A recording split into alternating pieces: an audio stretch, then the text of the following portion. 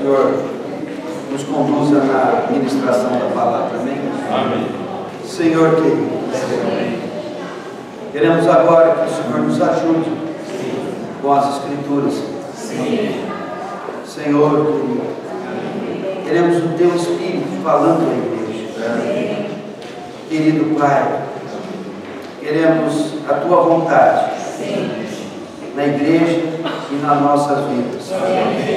Fala conosco, traga-nos luz na verdade, dá-nos compreensão da verdade, santifica-nos na verdade. A Tua verdade está na palavra, a Tua palavra está nas Escrituras. Traga-nos luz, Senhor. Fala conosco. Precisamos da Tua luz conduzindo o nosso viver. Amém. Esteja conosco e nos dê a Tua unção. Seja no meu falar, seja no ouvir de cada um. Amém. Nós te pedimos, Pai, em nome de Jesus. Amém. Aleluia. Bom, irmãos,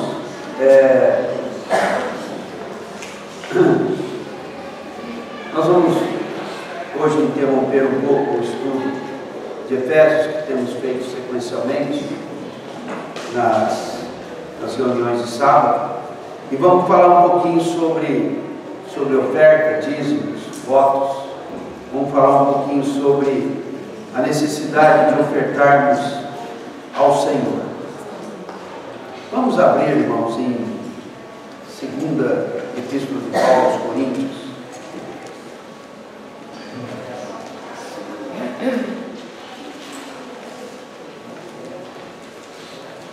Capítulo 8. Vamos.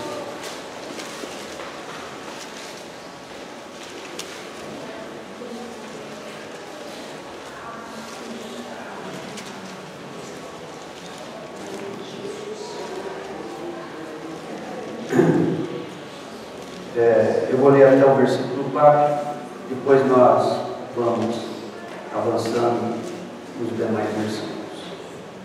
Então, o versículo 1 diz assim: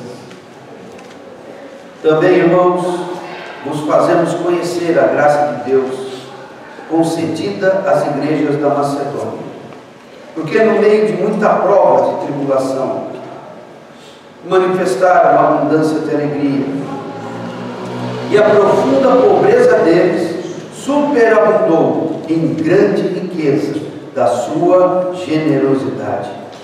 Porque eles, testemunho eu, na medida de suas posses, e mesmo acima delas, se mostraram voluntários, pedindo-nos com muito rogo a graça de participarem da assistência aos santos.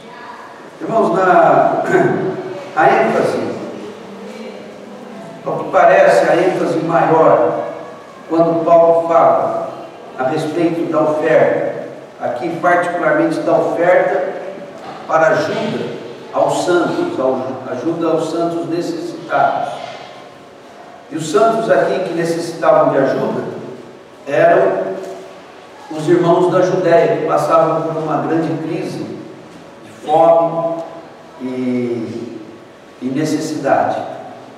Então aqui os irmãos da igreja em Corinto estão sendo estimulados por Paulo a ofertarem aos irmãos. E aqui Paulo ensina aos irmãos, tanto encoraja como ensina, e nos dá então direção nesse assunto a respeito da oferta. Aqui, para suprir a carência dos santos na Judéia. Então, uma das razões de ofertarmos é para ajudarmos os santos, os que passam por necessidade, né? Graças ao Senhor, entre nós não temos irmãos ou irmãs em profunda necessidade, mas há algumas dificuldades que às vezes os irmãos têm problemas para suprir, né?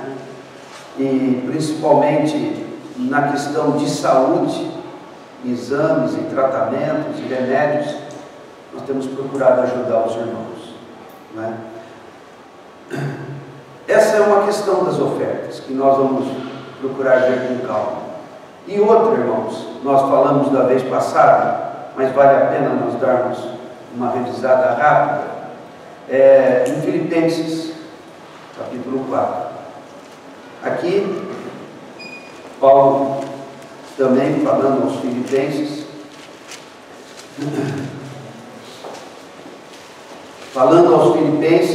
instruindo, mas principalmente agradecendo pelas ofertas enviadas a ele.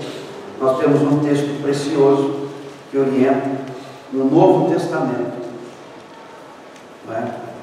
Não só na forma de mandamentos como no Velho Testamento, mas na forma da graça no Novo Testamento. Paulo fala sobre a questão das ofertas. Então, no capítulo 4, a partir do versículo 10,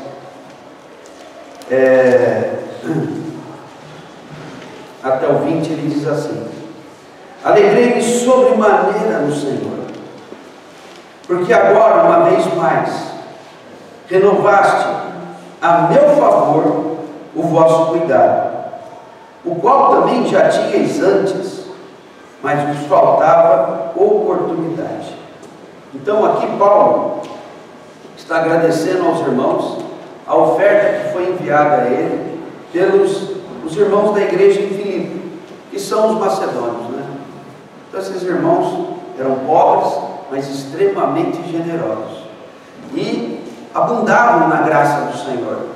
E esses irmãos pobres, profundamente pobres, se tornaram o nosso modelo de ofertas. Amém. Quando Paulo fala de ofertas, ele fala do amor, da graça, da generosidade, da fé que tinham os macedônios. E Filipos era uma das cidades da Macedônia. Então aqui Paulo está agradecendo o que os irmãos estavam enviando a ele, e já não era a primeira vez. E aqui, irmãos, a oferta não é para suprir a dificuldade dos santos. A oferta aqui é a oferta para a obra. Paulo era alguém que estava na obra. Ele e seus cooperadores estavam na obra. Então aqui é uma oferta para suprir a obra, para que o Evangelho vá adiante, para que a edificação da igreja vá adiante. Então havia necessidade de abençoar a vida daqueles que se atiravam na aventura, né? Era uma aventura, irmãos, pelo amor de Deus. Paulo entrar no mundo pagão, irmãos. Até hoje eu sempre fico impressionado. Em Atos capítulo 15, né? Ou 13 agora. Quando a igreja em Antioquia envia Paulo, os irmãos estavam ali. Paulo naquele tempo servia a igreja em Antioquia, estava ali aprendendo a servir no Senhor, junto com outros presbíteros. E eles estavam servindo ao Senhor, jejuando ao Senhor, buscando caminhos no Senhor, e o Espírito Santo disse, o Espírito Santo falou: separai-me a Paulo e Barnabé para a obra que os tenho preparado. Os irmãos falaram: tá bom.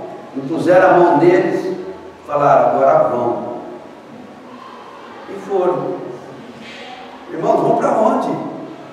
O Evangelho tinha que ser pregado aos gentios.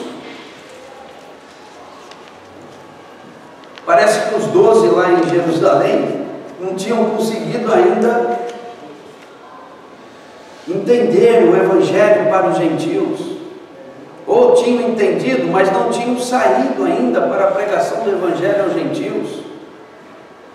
Pedro foi usado pelo Senhor aí à casa de Cornélio, que foi maravilhoso, abriu a porta do reino para os gentios, né? Aquela ida de Pedro na casa de Cornélio, o centurião romano. Aquilo foi uma porta aberta, mas ainda tinha que se atirar no mundo gentil, se atirar no mundo pagão. Então o Senhor estabelece Paulo, e desde o chamamento dele, ele ainda caído lá no chão, no caminho de Damasco, o Senhor falou: vamos, Paulo, levanta, que eu tenho que te enviar para os gentios, e eles vão querer te matar, e eu vou te livrar, vai lá. E passaram-se muitos anos. Por fim, Paulo estava lá na igreja de Antioquia, até que chegou o dia. O Espírito Santo disse: separai-me, Barnabé e a salvo, para a obra que os tenho preparado. Impuseram as mãos e disseram: vão com Deus. E Paulo começou a se aventurar, irmãos, começando sempre pelas sinagogas dos judeus, onde na grande maioria das vezes eles eram rejeitados, perseguidos. Então eles se voltavam para os gentios. Irmãos, imagina, Paulo, Barnabé e mais Marcos saindo, 3 assim, saindo. Irmão, nós estamos aqui porque eles saíram, irmãos. Nós somos gentios. Eles saíram, os 3 ali, ó, e entraram naquelas trevas daquele mundo pagão e começaram a pregar, irmãos. Nós estamos aqui hoje, e milhares estão por aí hoje. Nós somos gentios, irmãos. Nós não somos judeus, não é isso? Alguém começou, e o Senhor começou através de Paulo e Barnabé, né? Isso sempre me impressiona. E o poder do Espírito Santo agia maravilhosamente neles. Havia neles coragem, ousadia, intrepidez, determinação, pelo poder do Espírito Santo. E eles estavam lá, então, evangelizando e pregando, e edificando as igrejas, com muito sofrimento, mas com muito entusiasmo. E aqui Paulo, Filipenses capítulo 4, Paulo está agradecendo aos irmãos pela ajuda que ele está recebendo para fazer a obra. Então aqui a oferta se destina à obra, aqueles que estão na obra, ou aos empreendimentos para que o Evangelho vá adiante e para que a igreja se edifique. E aqui Paulo diz coisas interessantes a respeito da sua relação com o dinheiro e com a ajuda que recebia. Porque Paulo, ele era um pregador, o melhor dos pregadores, mas ele tinha a profissão. Ele era fazedor de tendas. Então ele foi estudado na melhor escola da época, que era aos pés de Gamaliel, instruído de uma maneira extraordinária. Ele estava na melhor escola, e ele disse que se avantajava dos seus companheiros. Ele estava na melhor escola, era o melhor aluno, nele se colocava muita esperança. Mas ele aprendeu uma profissão, ele fazia tendas. Não sei exatamente o que significava isso, mas ele tingia panos e fazia tendas, e não sei como é que era aquilo, mas tinha um ofício, uma arte em torno daquilo. E Paulo se especializou naquilo. E aquele era um trabalho que ele podia fazer em qualquer lugar. Então, se não houvesse o sustento da igreja, ele trabalhava por ele e pelos cooperadores dele, e pregava o Evangelho. Mas se a igreja o ajudasse, ele dedicava o tempo todo à pregação do Evangelho, o que tornava o Evangelho mais próspero. Mas se a coisa complicasse, ele trabalhava. Paulo de fato era um homem maravilhoso. Então aqui ele vai falar da relação dele com as riquezas. Digo isso não por causa da pobreza, versículo 11, porque aprendi a viver contente em toda qualquer situação. Tanto sei estar humilhado, como também ser honrado. De tudo e em todas as circunstâncias já tenho experiência, tanto na fartura como na fome, assim de abundância como de escassez. Tudo posso naquele que me fortalece. Amém. Tudo posso naquele que me fortalece. Amém.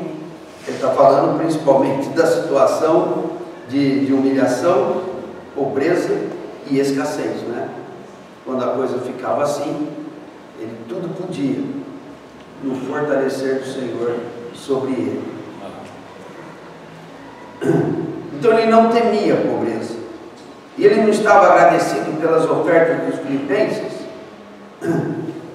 porque ele estava numa perrenga danada. Não. Ele sabia viver bem em toda e qualquer situação. Versículo 14: todavia fizeste bem, associando-nos na minha tribulação. Não era fácil. Sabeis também vós, ó filipenses, que no início do Evangelho, quando parti da Macedônia, nenhuma igreja se associou comigo no tocante a dar e receber, senão unicamente vós outros, porque até para Tessalônica mandaste não somente uma vez, mas duas, o bastante para as minhas necessidades. Olha que maravilhoso no 17, irmãos. Não que eu procure o donativo, não estou atrás do dinheiro de vocês, não. Eu já aprendi a viver pobre e sei trabalhar com as minhas próprias mãos. Eu não estou procurando donativo, mas o que realmente me interessa é o fruto que aumente o vosso crédito. O ofertar dos irmãos a Paulo fazia deles participantes do evangelho que Paulo pregava. Então, se Paulo frutificava no seu trabalho, esses frutos eram devidos não só a Paulo. A honra a esses frutos, ou o galardão desses frutos, não estariam apenas com Paulo e seus cooperadores, mas com os irmãos que ofertavam. E isso aumenta o nosso crédito. Não acumuleis para vós outros tesouros na terra, onde a ferrugem corrói, o ladrão rouba, as traças corroem. Ajuntai para vós outros tesouros nos céus. Amém. O Senhor Jesus disse em Mateus. E aqui Paulo fala de um tesouro no céu, de um crédito que é posto conforme as nossas obras, em cooperação com o Evangelho. Versículo 18: recebi tudo e tenho abundância, estou suprido, desde que Epafrodito me passou as mãos o que me veio da vossa parte. Olha que maravilhoso. Como aroma suave, como sacrifício aceitável e aprazível a Deus. Então aquilo vinha não só para as mãos de Paulo, mas ia também para as narinas de Deus, nos céus, fazendo ali formar para eles um crédito, né? Um crédito. E no dia de acertos de contas, o Senhor vai ter créditos para os filipenses, né? Versículo 19: e o meu Deus, segundo a sua riqueza em glória, há de suprir em Cristo Jesus cada uma das vossas necessidades. Então aquelas ofertas, irmãos, não apenas faziam com que eles tivessem um crédito nos céus e os fizessem agradáveis diante do Senhor, porque aquilo subia como uma oferta, um sacrifício aceitável, aprazível, agradável, desfrutável a Deus, não apenas nos céus para agradar a Deus, mas Deus agradado deles lhes garantia sobrevivência na terra. Essa é uma das coisas que temos que levar em conta com respeito à oferta de riquezas materiais. O Senhor se agrada não só apenas para nos dar um crédito para o futuro, quando comparecermos diante dele, mas isso também leva com que as bênçãos dele, nesse tempo, venham para nós. Amém. Né? Isso está claro, né? As bênçãos do Senhor vêm para nos trazer paz, confiança, dentro do que nos é necessário. Então essa barganha toda que a gente ouve falar atualmente, né? Vamos dar mais, dá mais, para você receber mais de Deus. Irmãos, isso é pecado. Não, nós ofertamos conforme a nossa consciência, conforme o que o Senhor põe no coração. Amém. E temos paz de que Deus cuida de nós. Amém. Não vai nos deixar de passar fome, não vai nos deixar não termos onde morar, o que vestir, o Senhor nos garantirá. Cada um de uma maneira, cada um de um nível. Não devemos ficar olhando para a condição dos outros, invejando outros, não é? Porque esse negócio de ser rico ou pobre, de ter menos ou ter mais, é um assunto que a gente tem que deixar totalmente na mão do Senhor. O que eu tenho está bom.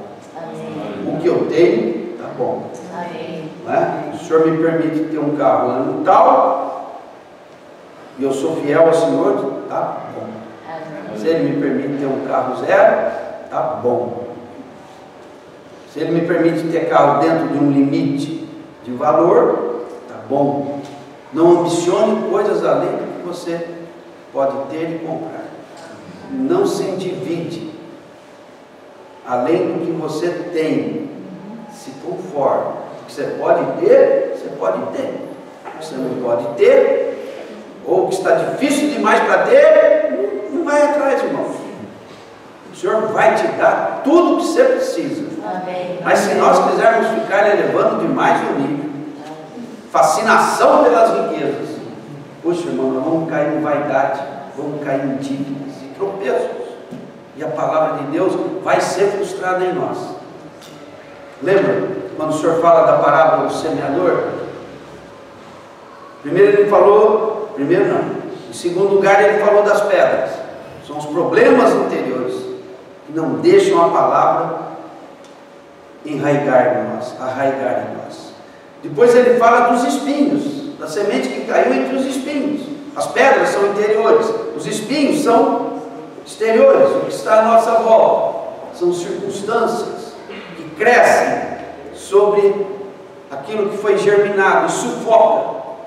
Então Jesus fala: os cuidados da vida e a fascinação pelas riquezas. O que são os cuidados da vida? É aquela responsabilidade que nós temos, irmãos, de pôr comida em casa. Quem paga aluguel, pagar as despesas, roupa, daí para frente. Nós não podemos deixar os cuidados da vida sufocar. Ai, a conta que eu tenho para pagar. E não sei o que. Seja fiel ao Senhor. E o Senhor vai te prover. Ande, viva no nível que o Senhor preparou para você viver. Você vai ter paz. Deixa o Senhor cuidar de você. Ele cuida. Não precisa trabalhar além do necessário. De tal ponto que está tão cansado que não tem tempo para o Senhor. Nem para as reuniões, nem para a Bíblia, nem para a oração. E é consumido, né, pelo trabalho. O trabalho enobrece o homem, mas trabalho demais empobrece o homem. Né? Então esse é o problema, os cuidados da vida. Creia no Senhor. Faça o que é a tua parte, a tua responsabilidade. E o Senhor vai te prover tudo. Não se consuma com medo de passar fome, com medo de não pagar as contas. O Senhor nos provê. Amém. Amém. Amém. E o outro problema é a fascinação das riquezas. Nós já temos falado bastante sobre isso. É a fascinação das riquezas. É um crediário, tantas vezes, com prestações pequenas. Eu acho que dá. Nós não podemos cair na sedução do mundo, irmãos. Nós devemos orar ao Senhor a respeito de todos os assuntos, a respeito do que adquirir, a respeito do que eu posso, do que não posso ter, o encantamento pelo brilho da tecnologia, esse fascínio para trocar de celular. É impressionante, as pessoas estão consumidas por isso. O celular ainda dá para muito uso, mas é que sai um modelo novo, rapaz. Agora você liga e desliga na digital. E aí eles vão lançando pouco a pouco todos esses avanços tecnológicos, devagarzinho, para fazer a turma trocar tudo. Aí o de 400 já não dá, porque aquele que brilhou para mim custa 1.400. Mas não tem problema, nas Casas Bahias em até 20 vezes. Fascinação das riquezas, irmãos. Fascinação das riquezas sufoca a palavra em nós. Não é uma questão de certo ou errado. A questão é que a palavra do Senhor, o nosso viver cristão, vai ser sufocado. Quando o dinheiro, né, nos permite mais coisas, cuidado, irmãos. Cuidado. Agora estou podendo viajar. Cuidado. Você vai faltar nas reuniões. Você vai deixar de ser suprido pelo Senhor. Cuidado. É que agora, irmão, comprei um carro tão bom, mas tão confortável, tão automático, tão cheio. Eu preciso pôr na estrada, irmão. Cuidado. Isso vai cair na estrada e vai te tirar das reuniões. De alguma forma, você pode ser prejudicado. Então, cuidado com a fascinação das riquezas. Voltando aqui no versículo 19, do capítulo 4. E o meu Deus, segundo a sua riqueza em glória, há de suprir em Cristo Jesus cada uma das vossas necessidades. Esse é um compromisso que o Senhor assume com aqueles que se dispõem a ofertar na obra do Senhor. Você coopera com a minha obra e eu cuido da tua vida. Sempre sabendo aquele detalhe importante, né, irmãos? Nós não damos nada de nós mesmos, né? Nós apenas devolvemos o que o Senhor nos deu: capacidade, saúde e oportunidade para ter. Não é verdade? Precisamos de capacidade. Não se glorie para não ficar que nem um rei de Tiro, né? Não é isso? Capacidade vem do Senhor. Saúde vem do Senhor. E oportunidade, irmãos, vem do Senhor. Então, o que nos vem da bondade de Deus. Né? Como Davi disse: quem sou eu e meu povo para te dar alguma coisa? Das tuas mãos é que te damos. E tudo que temos recebido tem vindo de ti. Né? Precisamos ter essa humildade diante do Senhor. Nós apenas devolvemos aos interesses de Deus aquilo que o Senhor nos requer. Vamos agora para 2 Coríntios, irmãos. Então aqui a oferta é para a obra, para a provisão de Paulo e seus cooperadores para o avanço do Evangelho. Essa é uma das razões da oferta. E aqui a oferta é para os necessitados da Judéia, para os irmãos. Então vamos ver o que Paulo nos diz aqui. Começando de novo no versículo 1. Também, irmãos, vos fazemos conhecer a graça de Deus concedida às igrejas da Macedônia. Então Paulo vai começar a trabalhar no coração dos coríntios. Essa igreja em Corinto era uma igreja que nós podemos chamar de complicada. 2 grandes epístolas dirigidas aos coríntios, basicamente para tratar de problemas. Paulo, no seu apostolado, o seu encargo de orientar as igrejas, ele escreveu epístolas. E quando ele fala à igreja em Corinto para corrigir cada um dos seus problemas, ele está falando a nós hoje. Ele está orientando como devem ser edificadas a igreja. Então, eu não sei se é correto a gente dar graças a Deus pela igreja em Corinto ser tão problemática, porque deu ocasião de Paulo tratar assunto por assunto e nos dar caminho em Cristo para cada um daqueles problemas. Né? O que eu quero dizer é, sabe o que eu posso dizer? Graças a Deus que a igreja em Corinto era tão problemática, né? Não, talvez seja melhor dizer: Senhor, obrigado pela sabedoria que o Senhor deu a Paulo, né? Para tratar com cada problema. Então, 2 grandes epístolas, porque os coríntios eram problemáticos, muitos problemas, e Paulo vai falando com eles. E aqui nós vamos ver que Paulo vai encorajar os coríntios na questão da oferta, oferecendo a eles o testemunho das igrejas da Macedônia, porque os coríntios eram complicados. Nós vamos ver aqui que ao longo desse falar de Paulo, num primeiro momento eles se animaram muito, mas depois a coisa caiu no esquecimento e estava virando nada, não é? Então eles se mostraram prontos num determinado momento, e em seguida eles estavam desanimando de todo o propósito de ofertar às igrejas da Judéia. Eles já tinham feito esse propósito quando Paulo escreve essa carta, só que a coisa esfriou, estava à beira de não acontecer. Então Paulo vem reanimá-los a não deixarem de ofertar às igrejas da Judéia. Corinto era uma cidade rica, próspera, era uma cidade portuária, havia muito comércio e as pessoas ali costumavam ter boa situação financeira, não é? E era também uma cidade, segundo nos contam os relatos históricos, era também uma cidade promíscua, né? Mas era uma cidade rica.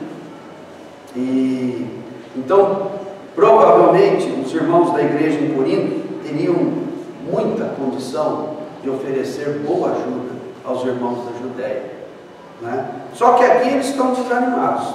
Já estiveram animados, mas aqui eles estão desanimados, ou estão esquecendo. Então Paulo vem falar a eles para dar o exemplo das igrejas da Macedônia. E quando ele vem dar o exemplo das igrejas da Macedônia, ele diz: vos fazemos conhecer a graça de Deus. A graça não é um mandamento, não é uma ordem. No Velho Testamento era um mandamento para ser cumprido à risca, com relação a dízimos, ofertas. Tanto que em Malaquias, no famoso Malaquias 3,10, quando o Senhor estaria inquirindo, por meio do profeta Malaquias, o povo, ele diz: vós me roubais. O Senhor dizendo ao povo: mas o que é que nós estamos te roubando, Senhor? Tem várias dessas coisas ali em Malaquias, eles não sabem, né? E ele vai usando essa maneira de falar a eles. Eu digo isso de vocês, aí vocês me dizem: mas como, Senhor? Não fiz nada. E Malaquias vai trabalhando desse jeito. E aqui, quando ele chega na questão da oferta, Malaquias diz: o Senhor diz, vós me roubais, mas vocês dizem: do que é que nós te roubamos, Senhor? Imagina. Não, vocês me roubam sim, me roubam nos dízimos e nas ofertas. Mas eu faço um pacto com vocês aqui. Fazei prova de mim, para ver se eu não abro as janelas dos céus e repreendo o devorador. O Senhor não gosta que nós fiquemos fazendo prova dele. Não tentarás o Senhor teu Deus. Mas aqui o Senhor parece que deu uma colher de chá para aquele povo duro. Falou: me testem nessa questão. Vai, traz as ofertas para vocês verem se eu não sou fiel. Então, no Velho Testamento era assim uma questão de mandamento. E não posso dizer que esse mandamento esteja revogado. Mas aqui Paulo faz um apelo à graça. A graça. Deixe o Espírito Santo mover no seu coração o amor de Deus. Deixe o Espírito Santo mover no seu coração a luz de Deus. Isso é a graça. É o Senhor se tornando favorável a nós. É o Senhor se movendo em nós para obter de nós o que Ele quer. Então ele vai abordar aqui do ponto de vista da graça. Entenda o coração de Deus, Paulo está dizendo, com relação a amarmos os irmãos e a suprirmos os irmãos e a provermos os irmãos. Então Paulo está dizendo aos coríntios: deixe a graça de Deus como aquela que as igrejas na Macedônia tem desfrutado agir no coração de vocês nessa questão das ofertas? E de fato, né, irmãos, ofertar por mandamento pode se tornar uma coisa dura demais, ainda que seja um mandamento, mas ofertar ao Senhor, movidos pela graça, se torna uma coisa extremamente prazerosa. E depois nós vamos ver mais adiante, no capítulo 9, que ele diz que Deus se agrada de quem dá com alegria. Então, Paulo está movendo o coração dos coríntios no sentido da graça do Senhor. Então vamos continuar vendo. E ele vem dar exemplo da igreja, das igrejas da Macedônia. Versículo 2. Porque no meio de muita prova, de tribulação, manifestaram abundância de alegria. Isso é graça, irmãos. Isso não é algo que brota no coração humano natural. Isso é algo que brota do coração que está mergulhado no amor de Deus. Isso é uma questão do Espírito Santo estar intenso na vida do crente. É Deus fazendo, na verdade. Não é apenas um cumprimento de mandamento, mas é uma motivação interior que o Espírito Santo traz para fazermos as coisas com alegria.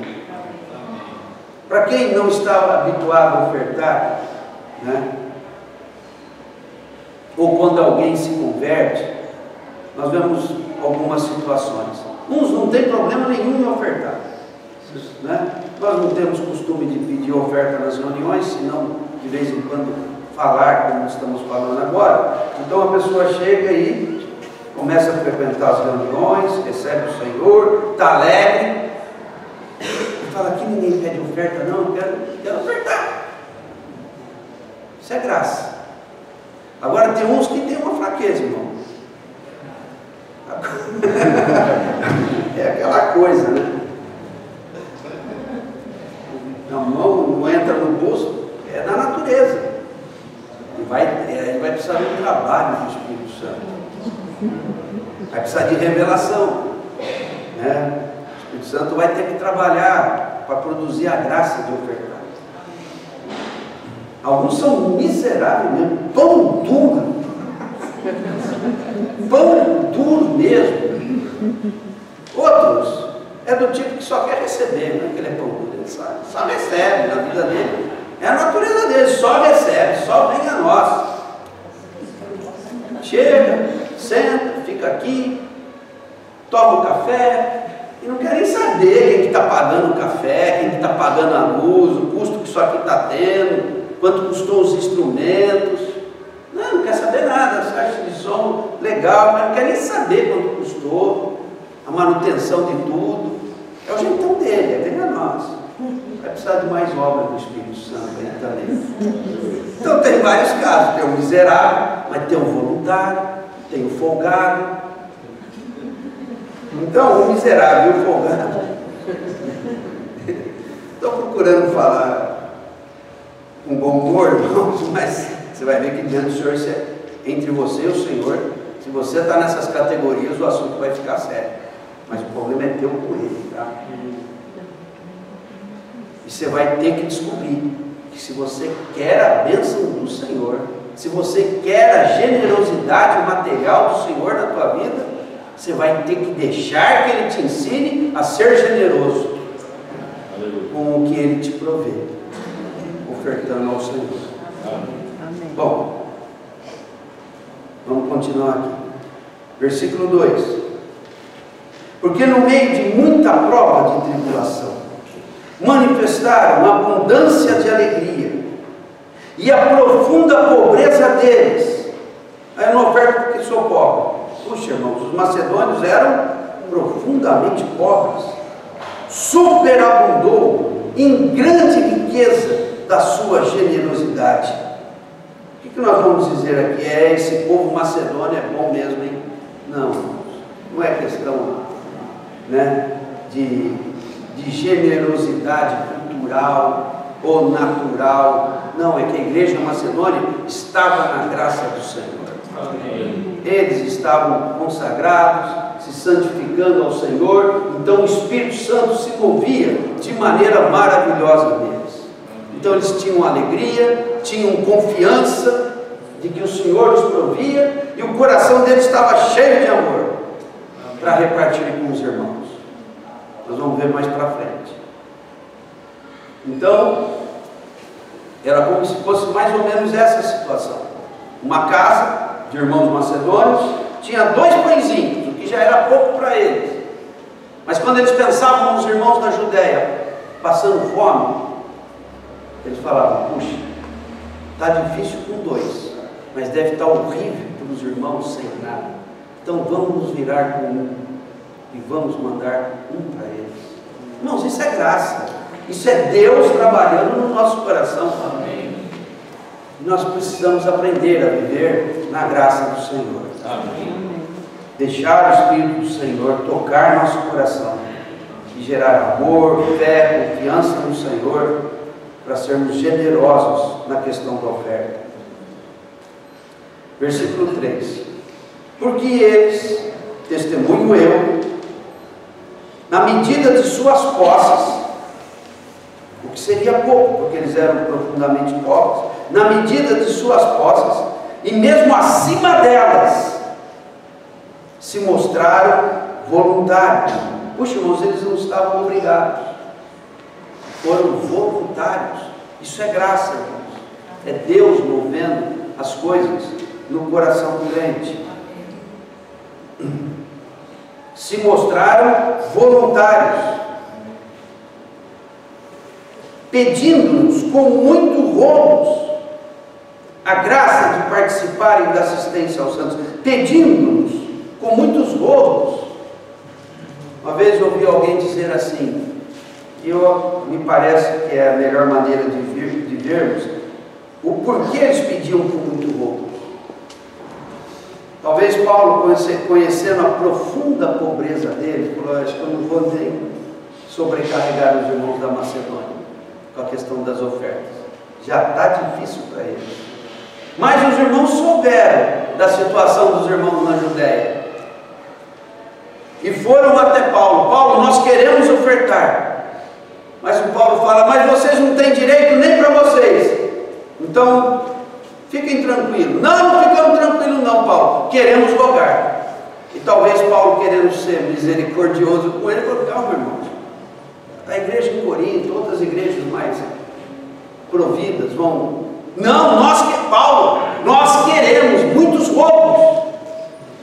Mas vocês são pobres, mas nós queremos. Rogaram a Paulo: Paulo, deixa a gente ofertar, Paulo. Você não vai deixar a gente ofertar, Paulo? Você vai fazer essa injustiça com a gente? Muitos roubos, irmãos. Tá bom, oferta. Né? Essa é a graça que havia nas igrejas da Macedônia. Amém. E considerem, irmãos, isso não procede do coração natural.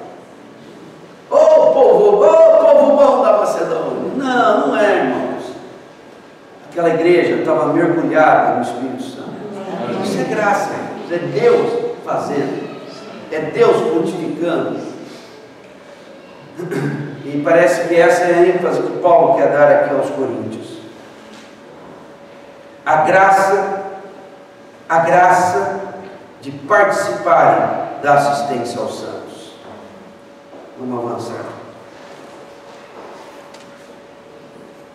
E não somente fizeram como nós esperávamos,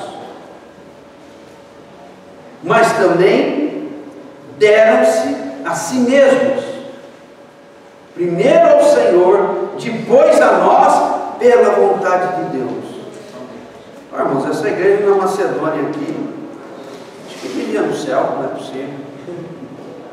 É muita graça, irmãos. Eles são muito espirituais, eles são muito cristãos. O poder de Deus agia maravilhosamente neles. Então, eles fizeram conforme os apóstolos estavam esperando, com respeito aos roubos, né? Então, separaram lá o que eles tinham para ofertar, o que eles podiam e queriam ofertar, mesmo acima das suas posses.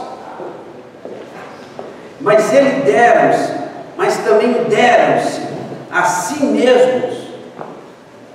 Olha que maravilhoso, irmãos. Primeiro ao Senhor. Aqui nós estamos falando de consagração, irmãos. A graça do Senhor, ela nos enche. O mover de Deus em nós nos enche na medida em que nós nos consagramos ao Senhor. A graça nos está disponível. O que é a graça? É Deus nos favorecendo. É Deus fazendo as coisas em nós. E quando nós falamos na graça, nós temos que considerar a trindade divina. Deus o Pai nos concede a sua graça. E como é que Deus o Pai nos concede a sua graça? Ele nos dá o Filho. E Ele nos dá o Espírito Santo. Ele nos dá de si mesmo. O Filho para morrer pelos nossos pecados e ser o nosso intercessor celestial. E o Espírito Santo como aquele que está conosco, o Paracleto, o Consolador, aquele que está junto para nos oferecer a sua comunhão. Comunhão no sentido de companheirismo. Então a graça do Senhor se manifesta em nós na obra do Filho, que já está consumada, a obra da redenção, e a obra do Espírito, que está em pleno andamento. O Espírito Santo está trabalhando, irmãos.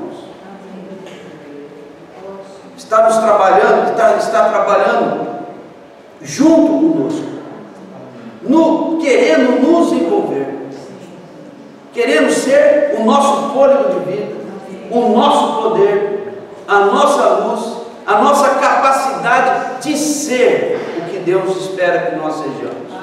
Amém. O Espírito Santo está em nós, irmãos, para no seu poder, amor, perdão, formar Cristo em nós. Isso é graça, irmãos, é Deus trabalhando. Nós só temos que nos oferecer. O poder vem de Deus.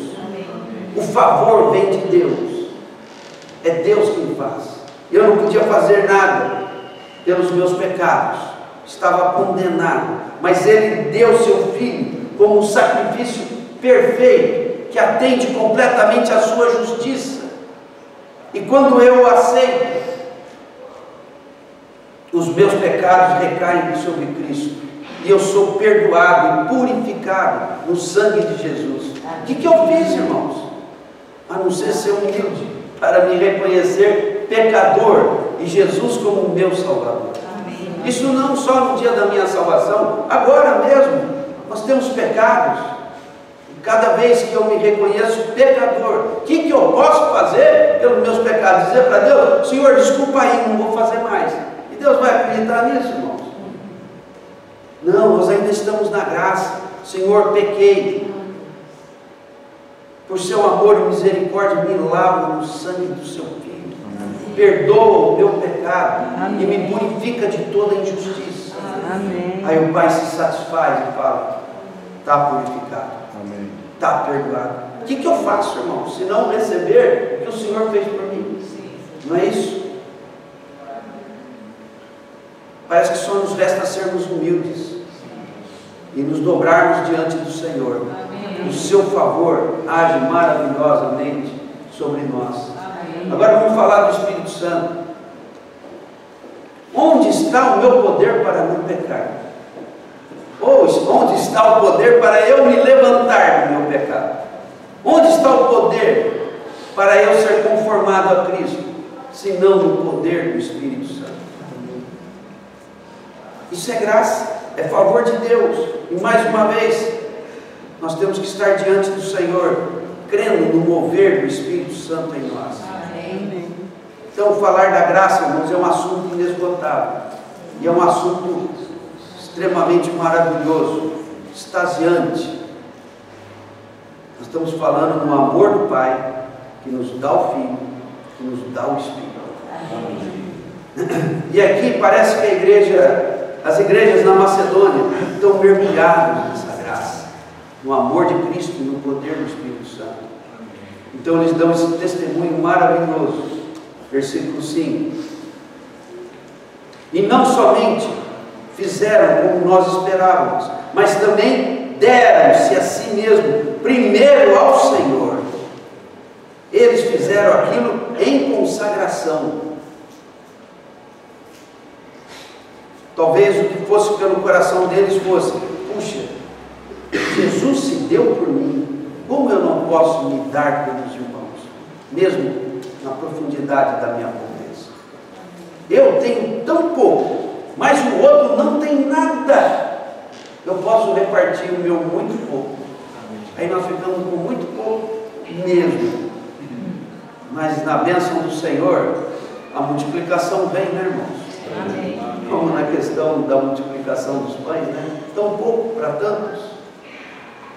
É maravilhoso. Então eles se oferecem ao Senhor, se consagram ao Senhor e depois a nós, pela vontade de Deus. Eles se consagraram ao Senhor primeiramente, mas se consagraram também às orientações do apóstolo, à autoridade do apóstolo, vendo que o apóstolo era boca de Deus entre eles, era mensageiro de Deus. Então creram que o apóstolo falava por Deus. Então eles se consagram aos apóstolos, a fazer o que os apóstolos orientam. Poxa, essa consagração é maravilhosa. Pela vontade de Deus. Então, pela vontade de Deus, eles se entregaram ao Senhor e aos apóstolos que orientavam aquela coleta, que estavam naquele encargo de prover as igrejas na Judéia. Senhor querido. Versículo 6. O que nos levou a recomendar a Tito, que como começou, assim também complete esta graça entre vós. Entre vós. Esse assunto vai voltar mais para frente.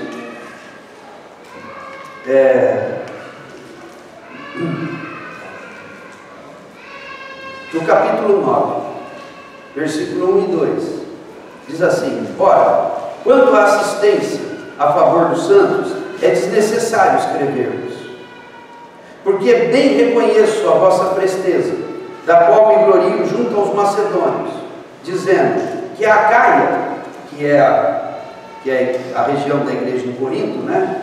Que é a igreja em Corinto, a Acaia, está preparada desde o ano passado, foi quando eles começaram, tomaram o encargo. E o vosso zelo tem estimulado-os a muitíssimos. Então a coisa já tinha começado lá entre os coríntios. E Paulo dizia para as igrejas: olha, os irmãos em Coríntios estão juntando a oferta. E quando ele falava isso nas outras igrejas, as outras igrejas ficavam estimuladas. Eles falavam: puxa, é verdade? Ah, então nós também vamos ofertar. Mas só que Paulo tinha alguns temores com relação à igreja em Corinto. 3. Contudo, enviei os irmãos, para que o nosso louvor a vosso respeito, nesse particular, não se desminta, a fim de que, como venho dizendo, estivesseis preparados. Então Paulo estava dizendo: ó, irmãos, estou falando por aí que vocês tomaram encargo, estão juntando as ofertas. Isso tem estimulado os irmãos, mas estou inseguro se vocês vão completar isso. Estou inseguro. Havia algo lá que Paulo não confiava seguramente nos coríntios. Então diz assim, versículo 3: contudo, enviei os irmãos que ele falou aqui no capítulo 8, para que o nosso louvor a vosso respeito nesse particular não se desminta, a fim de que, como venho dizendo, estivesseis preparados, para que, caso alguns macedônios forem comigo e vos encontrem desapercebidos. Não é, Paulo? Você não falou que eles estavam preparados? Chegamos aqui agora com você. Parece que está tudo na estaca zero. Para que, versículo 4, caso alguns macedônios forem comigo, na hora que ele passasse para recolher as ofertas, ele vai a Jerusalém, né? E vos encontrem desapercebidos, não fiquemos nós envergonhados, para não dizer vós quanto a esta confiança. Portanto, julguei conveniente recomendar aos irmãos que me precedessem, fossem antes, me precedessem entre vós e preparassem de antemão a vossa dádiva já anunciada. Os irmãos estão entendendo os temores de Paulo? Eu não quero chegar aí de surpresa para os irmãos da Macedônia e vocês serem surpreendidos sem as ofertas que vocês prometeram dar. Então eu vou mandar alguns irmãos antes para garantir de que as ofertas que vocês prometeram sejam recolhidas, para a gente não chegar aí com os irmãos da Macedônia, estão tão animados. Não se decepcionem com vocês e eu passo vergonha com vocês. Terminando o versículo 5. Para que e preparassem de antemão a vossa dádiva já anunciada, para que esteja pronta, como expressão de generosidade e não de avareza.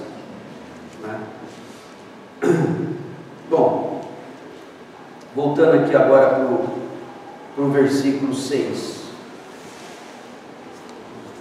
do capítulo 8, para encerrarmos. O que nos levou a recomendar a Tito, que como começou, assim também complete esta graça entre vós. Então parece que o Tito tinha iniciado entre os irmãos o estímulo à coleta de ofertas para os crentes da Judéia, e agora ele vai mandar o Tito antes, para que ele complete esta graça entre vós. Como, porém, em tudo, manifestais superabundância, tanto na fé e na palavra, como no saber, e em todo cuidado, e em nosso amor para convosco, assim também abundeis nessa graça. Então Paulo está dizendo, olha, vocês demonstram superabundância em tudo, na fé, na palavra, no saber, no seu amor por nós.